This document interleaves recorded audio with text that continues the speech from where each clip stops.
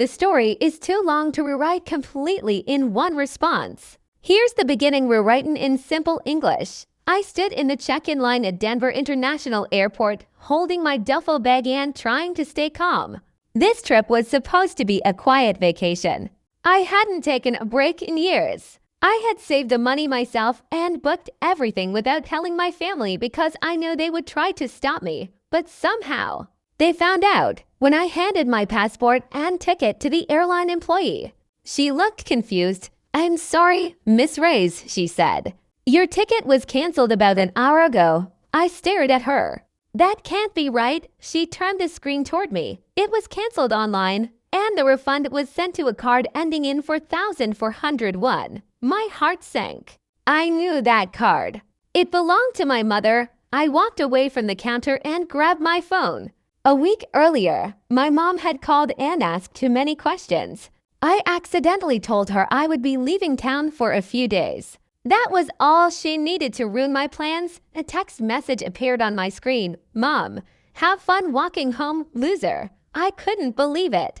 My own mother had canceled the vacation I paid for with my own money just because she didn't want me to leave. Her message wasn't a joke. It was simply cruel. I walked into the airport restroom, locked myself in a stall, and cried. I wasn't crying because I missed my vacation. I was crying because I finally accepted the truth that my parents never loved me the way they loved my sister, Leah. Leah was always the favorite child. She got everything she wanted. She had dance lessons, a new car when she turned 16. And later my parents even bought her a condo and paid for her wedding. I got old clothes, cheap shoes, and endless lectures about being grateful. After calming down, I checked my phone again. "Dad, stop being dramatic. If you're that desperate, go stay with Leah. Stay with Leah." She was the same sister who once threw me out of her house during a snowstorm because her boyfriend didn't want me there. She had always treated me like I didn't matter. I ignored the message and opened a rideshare app. While I was waiting outside the airport, an older man stopped beside me in a small white car. "You look like you've had a terrible day," he said kindly. I smiled weakly. "You could say that." He nodded. "I'm done working for the day. If you need a ride, I'll take you wherever you want." For some reason, I trusted him. I got into the car. "Where to?" he asked. I looked out the window. "I don't know. Can we just drive for a while?" He smiled and started driving. For the first time in years, I told someone everything.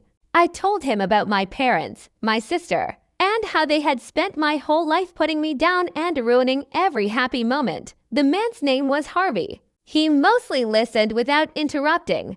After a while, he parked near a quiet park and said, "You remind me of my daughter. She's stronger than she realizes." I smiled. "She's lucky to have a father like you." Harvey looked sad. "I hope so. She moved away years ago, and I haven't heard from her since. I hope she's doing well." I said, "I think she is." As we sat there, I opened a folder on my phone called Options.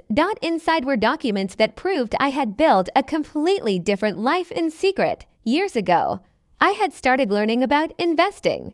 I worked extra jobs, saved every dollar, and slowly invested in stocks and real estate. My family thought I was poor because I drove an old car and lived in a small apartment. They had no idea I owned several properties. They also had no idea that the house they were living in belonged to me. Continue with part 2 to finish the story.